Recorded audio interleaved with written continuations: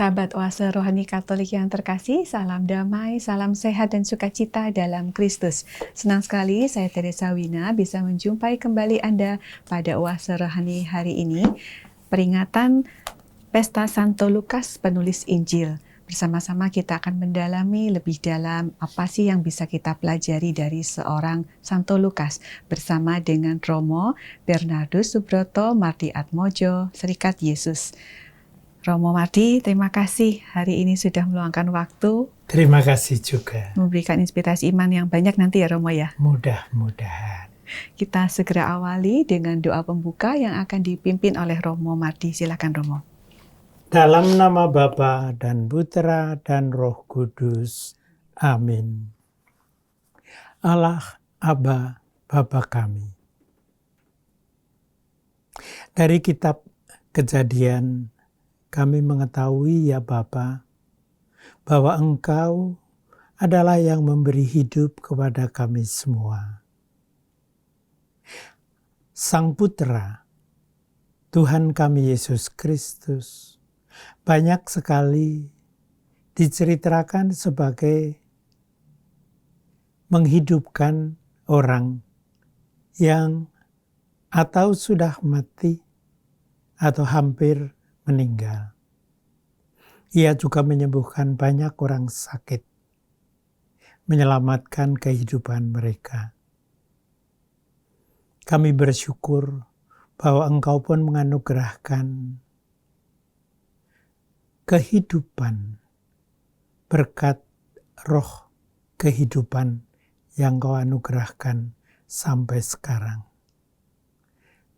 Berkatilah kami dan bantulah kami supaya mempercayakan hidup kami kepadamu.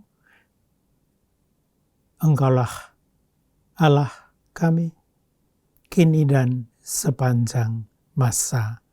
Amin. Dalam nama Bapa dan Putra dan Roh Kudus. Amin. Antifon pembuka. Betapa indahnya kelihatan dari puncak bukit-bukit derap kedatangan pembawa berita yang mengabarkan berita damai, yang membawa kabar baik dan memaklumkan warta keselamatan. Bacaan pertama diambil dari surat kedua Rasul Paulus kepada Timotius bab 4 ayat 10-17a. Saudaraku terkasih, Demas telah mencintai dunia ini dan meninggalkan aku. Ia telah berangkat ke Tesalonika. Kreskes telah pergi ke Galatia, sedang Titus ke Dalmatia. Hanya Lukas yang tinggal dengan aku. Jemputlah Markus dan bawalah ia kemari, karena pelayanannya penting bagiku. Tikikus telah dikirim ke Efesus.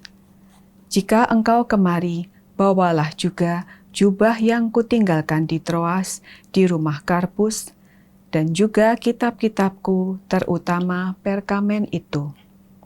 Alexander tukang tembaga itu telah banyak berbuat kejahatan terhadap aku. Tuhan akan membalasnya menurut perbuatannya. Hendaklah engkau juga waspada terhadap dia, karena dia sangat menentang ajaran kita. Pada waktu pembelaanku yang pertama, tidak seorang pun yang membantu aku. Semuanya meninggalkan aku.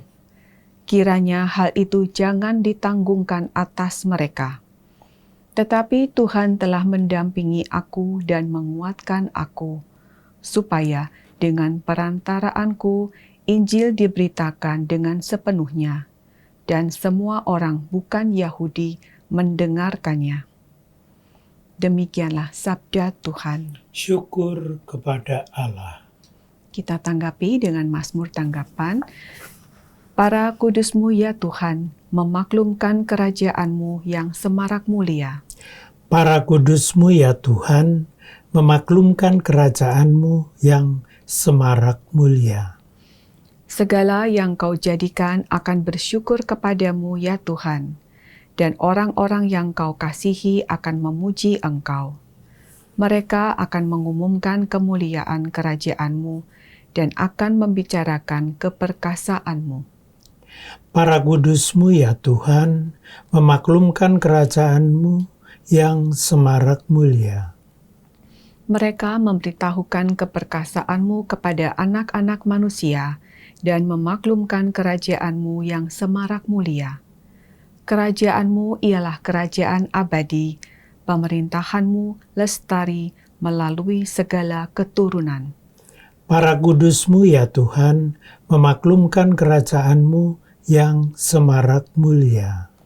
Tuhan itu adil dalam segala jalannya dan penuh kasih dalam segala perbuatannya. Tuhan dekat pada setiap orang yang berseru kepadanya, pada setiap orang yang berseru kepadanya dalam kesetiaan. Para kudus-Mu ya Tuhan, memaklumkan kerajaan-Mu yang semarak mulia.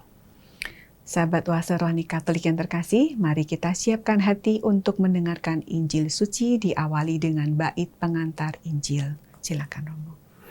Haleluya. Haleluya. Bukan kalian yang memilih aku, tetapi akulah yang memilih kamu. Aku telah menetapkan kamu supaya pergi dan menghasilkan buah, dan buahmu itu tetap. Haleluya. Haleluya. Tuhan bersamamu. Dan bersama rohmu. Inilah Injil suci menurut Lukas. Dimuliakanlah Tuhan.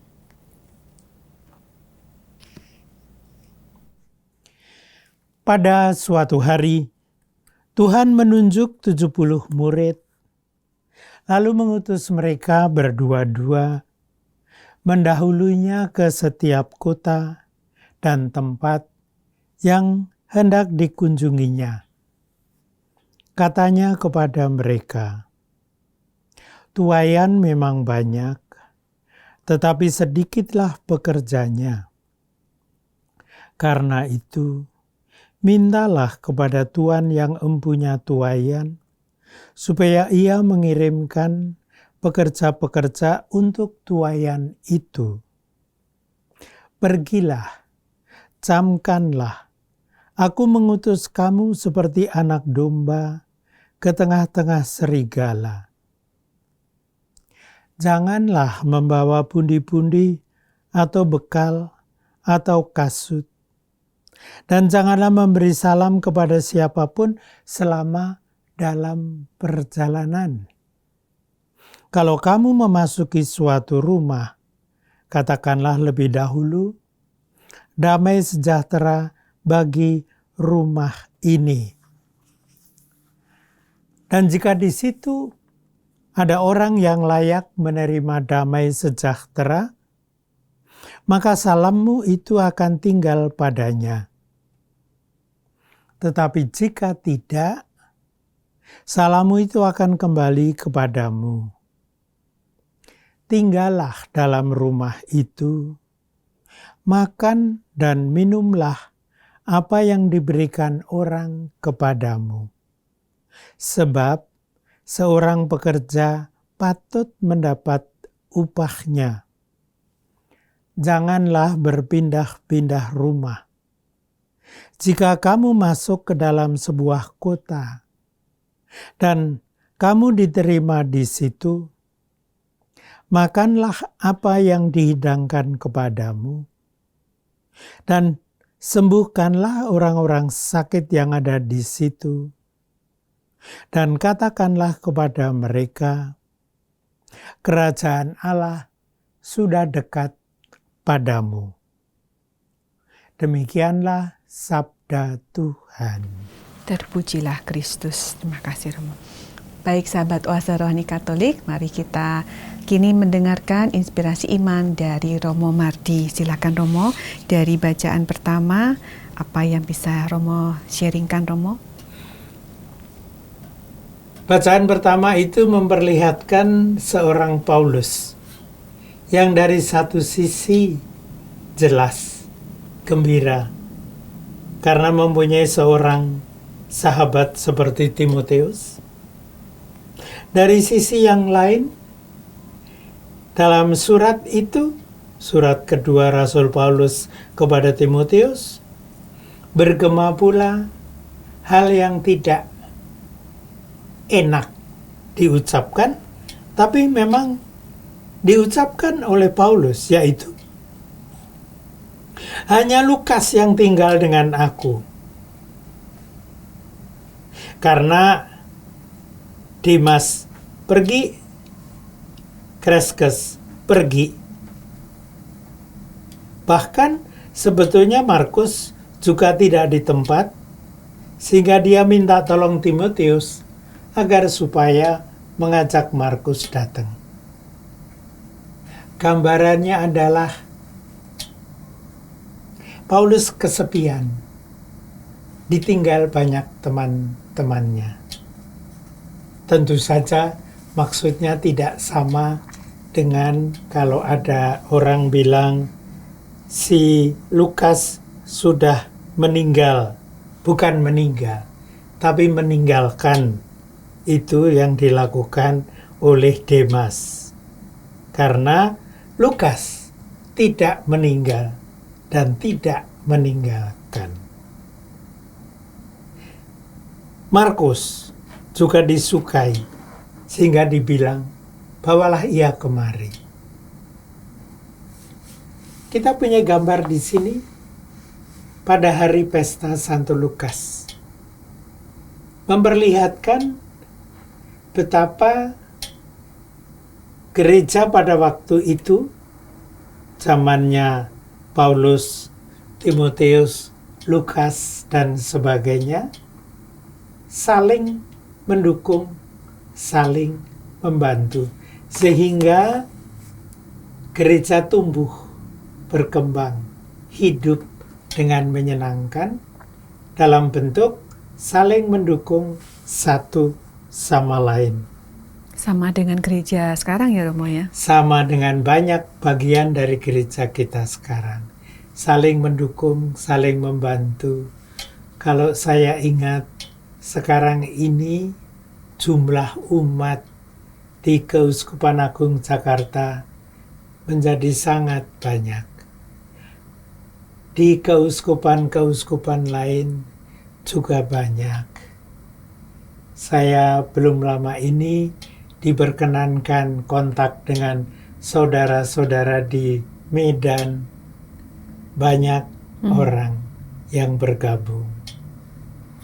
Di tempat lain, Banjarmasin, boleh saya kunjungi, juga banyak yang menyatu di sana. Puji Tuhan ya Romo. Ya, dan di Makassar juga. Bahkan saya bergembira karena ada suatu keuskupan yang katanya umatnya begitu banyak, sebentar lagi akan menjadi 2 keuskupan. Dipecah. Itu kan suatu tanda pertumbuhan yang besar. Mungkin ada tempat yang tidak sangat banyak berkembang. Tuhan mempunyai cara sendiri. Amin. Di tempat yang satu tumbuh berkembang, di tempat yang lain kurang tumbuh berkembang. Kembang ini juga tumbuh dan bisa dinyanyikan semua kembang yang seringkali dinyanyikan itu tumbuh dan berkembang. Ya. Itu gereja kita yang kemarin dulu merayakan seorang saudara di Korea, Kim Tae-gon, yang menyebabkan bahwa gereja di Korea tumbuh dengan sangat menggembirakan. Kita boleh bersyukur karena itu. Ya. Saya lalu teringat kepada seorang kenalan saya, masih muda dan sedang dalam proses melahirkan anaknya. Saya ajak semua saudara mendoakan karena pemudi itu harus melahirkan dengan operasi sesar. Dan saya tahu operasi sesar pasti bukan sesuatu yang nikmat dan enak. Sekian puluh tahun yang lalu, saya diizinkan oleh Dr. Broto di Jogja hadir pada waktu sepupu saya melahirkan secara sesar anak sulungnya. Dan itu harus saya katakan menakutkan, mengerikan. Setiap melahirkan, proses melahirkan ya Romo. Ya, apalagi itu dengan dioperasi sesar. Dan yang sepupu saya waktu itu, begitu anak itu keluar dari operasi, tidak menangis. Dan kita tahu, Tidak sehat. bayi yang tidak menangis, Ya. itu menyedihkan bagi ibunya, bagi neneknya, bagi siapapun juga. Sehingga Dr. Broto lalu harus memukul-mukul pantatnya, dan baru selang beberapa waktu, anak itu berteriak dan menangis. Suatu ungkapan, aku hidup. Dan aku hidup adalah bagian yang saya kira sangat penting. Bukannya aku meninggal. Cerita Timotius tadi memperlihatkan bagaimana murid-murid Paulus saling membantu agar supaya menumbuhkan gereja perlahan-lahan, makin lama makin tumbuh besar. Itu begitu menggembirakan dan begitu menyenangkan. Ya. Gereja tumbuh, hidup dengan subur seperti yang diceritakan Tuhan. Benih yang ditaburkan Allah ternyata tumbuh dan berkembang dan berkembang. Dan saya kira saya mau mengajak semuanya bersyukur dan berterima kasih atas tumbuhnya yang dikasih oleh Tuhan. Anak-anak tumbuh, gereja tumbuh, dan bahkan masyarakat juga tumbuh. Ya. Kalau tadi Romo berbicara tentang pertumbuhan gitu ya Romo, lalu di bacaan yang pertama ini kan ada tentang tadi pelaku-pelaku atau teman-teman Paulus yang membantu bagaimana supaya kerasulan Paulus itu bisa berjalan dengan baik. Nah, kalau kita kaitkan dengan gereja sekarang, banyak tantangannya, tetapi bagaimana supaya kita bisa seperti Lukas, yang kalau di sini kan yang tinggal itu hanya tinggal Lukas, dia tetap setia dengan tugasnya, mungkin dengan apa yang dia harus lakukan sebagai pendamping atau teman seperjalanannya Paulus dalam menumbuhkan komunitas itu. Kalau kita sekarang menumbuhkan gereja setia kepada tugas itu, kira-kira apa yang bisa kita, tipsnya apa Romo supaya kita? Saya ingat bahwa salah satu yang sangat menggembirakan saya bahwa banyak orang-orang Katolik adalah orang-orang yang aktif menghidupkan hidup yang lain. Contoh yang besar, betapa banyak orang yang membantu pada waktu peristiwa COVID. Membantu orang yang hampir mati. Menemani keluarga yang saudara-saudarinya mengalami duka cita yang besar. Ya. Para perawat, para dokter, luar biasa yang membantu kehidupan. Bagiku bukan main. Tapi ketika saya menoleh dengan lebih mendalam lagi, ini kan bulan Oktober, dan bulan Oktober itu bagi rakyat Indonesia merupakan suatu bulan yang membuat kita ingat pada Kongres Pemuda yang menghidupkan kebersamaan kita. Dan salah satu yang membanggakan saya adalah bahwa untuk Kongres Pemuda, banyak anak Katolik main peranan besar. Ya. Bahwa Kongres Pemuda dimulai, kantornya orang-orang muda Katolik Indonesia itu menjadi tempat orang bertemu menjelang Sumpah Pemuda. Dan lalu ada pembicaraan, kita tahu bahwa dalam Museum Katedral Jakarta ada suatu benda yang menunjukkan peran anak muda Katolik. Selain itu tahun 24-28 sudah mulai ketika nyanyian Indonesia Raya juga dibuat. Dekat dengan itu, kita tahu, berdirilah wanita Katolik. Memang di Lempuyangan Yogya, tapi tahun tanggalnya berdekatan. Saya ingat juga bahwa pada tahun-tahun itu juga Strada itu juga dimulai. Selain itu, saya ingat sekali bahwa pada tahun-tahun itu juga bruder-bruder yang sekarang disebut bruder-bruder Pangudi Luhur, dulu namanya bruder-bruder Onbevlekte Ontvangenis, sekarang disebut bruder FIC, mulai datang ke Indonesia dan membangun persekolahan dan pendidikan di Indonesia. Bagiku itu adalah suatu ungkapan bagaimana kita mau terlibat dalam membangun kehidupan, keilmuan, kemajuan Indonesia. Kita boleh bersyukur karena itu, sebagaimana Paulus bersyukur atas Timotius, Lukas, Markus, dan sebagainya yang membantunya untuk mewartakan kabar gembira. Di kompleks katedral ini kan juga salah satu ada tempat yang sekarang sedang lagi mau direnovasi.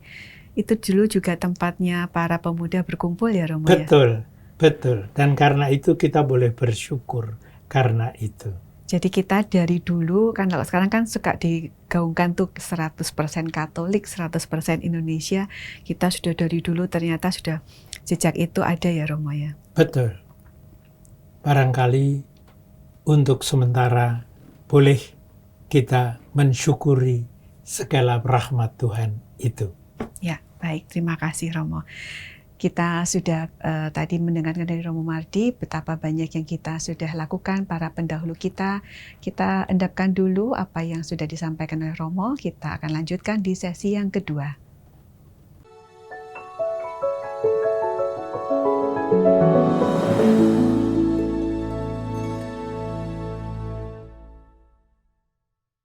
Sahabat Oase Rohani Katolik yang terkasih, terima kasih Anda masih setia mengikuti Oase Rohani Katolik hari ini pada Pesta Santo Lukas Penulis Injil bersama dengan Romo Mardi Serikat Yesus dan saya Teresa Wina. Bagi Anda yang ingin menyampaikan masukan ataupun saran, silakan di-email ke orkaj2021@gmail.com atau melalui WhatsApp ke 0881 0251 33438. Romo Mardi, sebelum kita lanjutkan pembahasan yang bacaan Injil, mungkin Romo ingin menyampaikan sedikit kesimpulan dari yang tadi bacaan pertama, Romo. Pesan apa?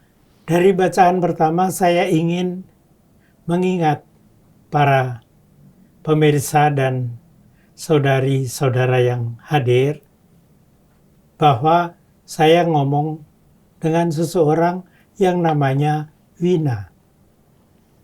Dan itu mengingatkan saya kepada suatu kota di Eropa yang namanya Wina. Suatu kota yang lama sekali dianggap sebagai kota yang setia Katolik.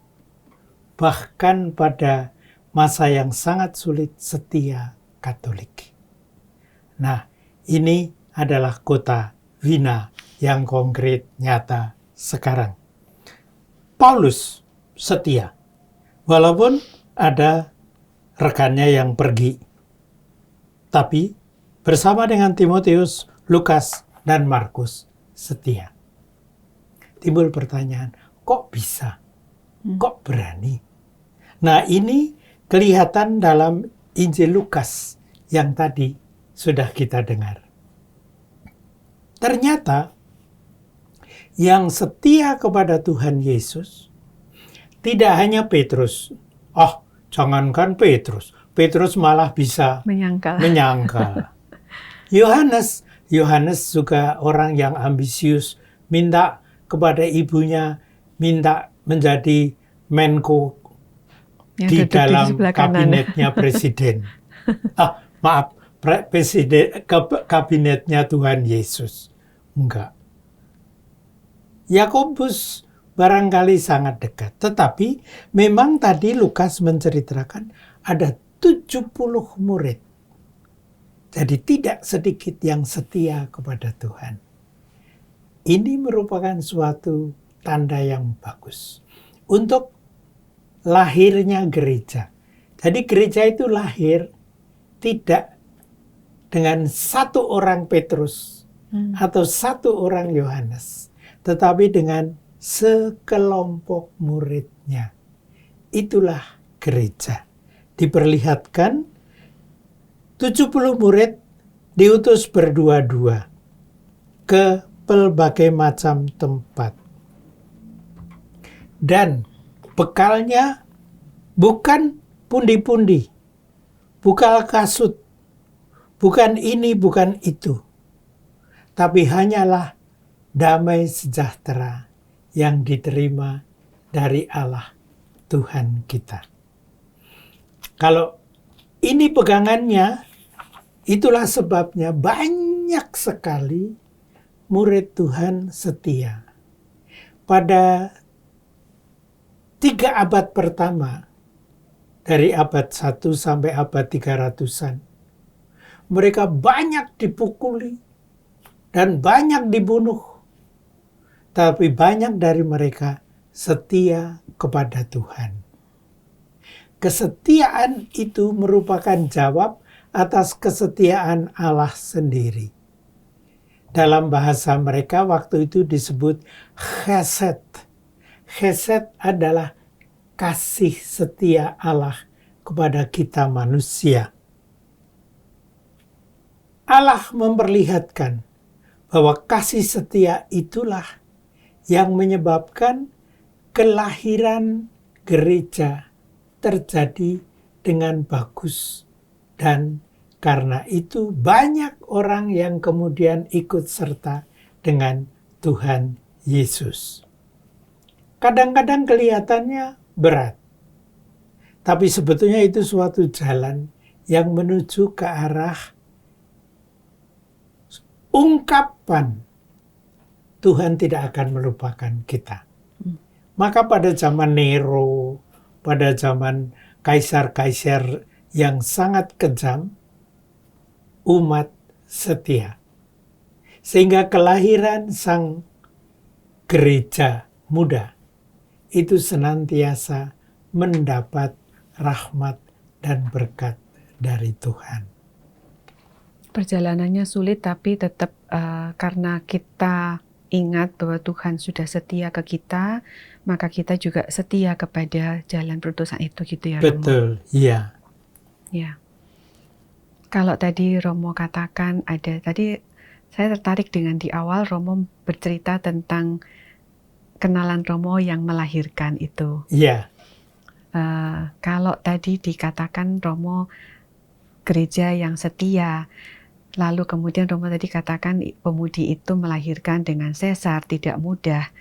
Jadi pasti juga saat dia pada proses kelahiran itu juga tidak mudah ya, Romo ya. Saya yakin tidak mudah. Saya ingat ceritanya. Saya itu dilahirkan pada zaman Jepang. Katanya sih dilahirkan di rumah sakit Panti Rapih yang bagus. Tapi katanya pada suatu hari Senin, ibu saya ngebel karena mau melahirkan saya. Nggak ada yang datang. Dokter nggak datang. Ngebel lagi, suster tidak datang. Mohon maaf ya suster-suster Carolus, bahwa waktu itu memang nggak ada yang datang. Sehingga akhirnya ibu yang berbaring di samping ibu saya, dia juga mau melahirkan anaknya. Dan lalu akhirnya ibu itu turun dari tempat tidurnya, membantu ibuku untuk melahirkan saya. Katanya jam 5 sore akhirnya dilahirkan Tanggal saya. berapa Romo? Kalau boleh tahu Romo. Tanggal 18 Oktober Nah, pas hari ini ya Romo ya. tahun 43 tadi. Selamat ulang tahun Romo. Terima kasih banyak. Yang saya terima kasih adalah bahwa ibu itu membantu ibuku melahirkan saya. Dalam kondisi dia yang juga Dalam kondisi dia sebetulnya hamil tua, hampir melahirkan, dan selang beberapa hari nanti dia akan melahirkan. Tapi yang lebih mengagumkan, kemudian selang beberapa puluh tahun, anak dari ibu itu dikawini sama anak dari ibuku, yaitu kakak sulungku yang sekarang belum begitu tua, baru umur 99 tahun. Wah. Waktu itu lalu mengawini anak dari ibu, Yudo, yang membantu saya melahirkan. Bukan itu yang penting. Yang penting adalah, kalau Tuhan mengendaki kita lahir, Tuhan pasti memberi berkat. Jalannya ada. Ada saja jalannya. Demikian pula berbagai macam cerita yang dikisahkan oleh Lukas. Lukas cerita banyak sekali mengenai orang sakit yang disembuhkan, orang mati yang diperbaiki oleh Tuhan, berbagai macam hal. Ini khas Lukas yang kita rayakan hari ini. Tuhan kelihatan dalam pengalaman hidup Lukas sebagai pribadi yang mencintai kehidupan. Maka saya kira kita harus bersyukur bahwa kita diberi hidup. Dan bahwa hidup kita dipelihara oleh Tuhan. Dan kita mengetahui bahwa penyelenggaraan ilahi akan senantiasa menolong hidup kita. Percaya saja, pun kalau ada banyak sakit, seperti yang diceritakan oleh Lukas, banyak sekali sakit, tetapi sembuhlah orang-orang itu. Saya ingat, sekarang tahun 2023 ya, saya mulai dioperasi ginjal saya tahun 1981 atau 82. Operasi ginjal, karena ada batu ginjal. Sesudah itu, setiap 4 tahun masih harus ditembak batu ginjal yang ada dalam diriku. Dan selang berhari-hari pasti sakit. Tapi selang kemudian 4 tahun lagi harus ditembak lagi. Untunglah ada seorang dokter yang membantu saya untuk mengobati. Dan pengobatan itu menyebabkan saya dibebaskan dari sakit batu ginjal. Tapi Tuhan itu bisa aja. Sesudah itu lalu muncul penyakit yang lain. Seperti sekarang saya dapat penyakit lagi yang lain, berupa ada yang pankreasku tidak hebat, ada yang liverku tidak hebat, ada yang jantungku juga ada yang sakit, ada yang ginjalku juga sakit. Tapi kita harus percaya Tuhan pasti menolong dan melindungi kita. Ceritanya pada Lukas kelihatan kok. Jika kamu masuk ke dalam sebuah kota dan kamu diterima di situ, sembuhkanlah orang sakit yang ada di situ. Kerajaan Allah sudah dekat padamu. Oleh sebab itu para saudari dan saudara sekalian, Tuhan itu baik. ibu saya dipanggil Tuhan pada waktu saya umur 23 bulan. Masih bayi sekali. Romo. Masih bayi sekali. Kemudian saya dirawat oleh ibu yang menikah dengan paman saya dan lalu dipelihara, dibesarkan sampai saya masuk Serikat Yesus. Tetapi sakit tidak hilang, namun rahmat Tuhan juga tetap ada dalam berkat. Oleh sebab itu, para saudari-saudara sekalian, marilah kita mengikuti pesan Santo Lukas hari ini. Tuhan pasti membantu untuk menyelamatkan kita lahir maupun batin. Marilah kita mempercayakan hidup kita kepada Tuhan dan berterima kasih kepada para dokter, para perawat, para bidan, dan mereka yang semua membantu hidup dan menyelamatkan hidup satu sama lain seperti masa COVID ini. Marilah kita saling membantu agar hidup Tuhan dapat dipelihara dan disyukuri tanpa henti. Dan amin.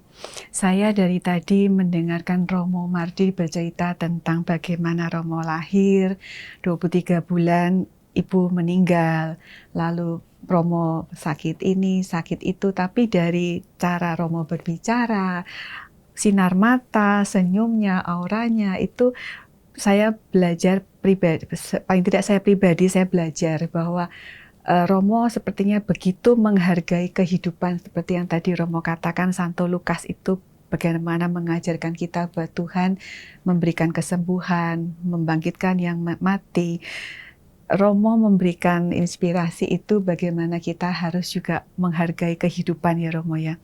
Baik kehidupan pribadi kita, kehidupan gereja juga ya Romo ya. Benar.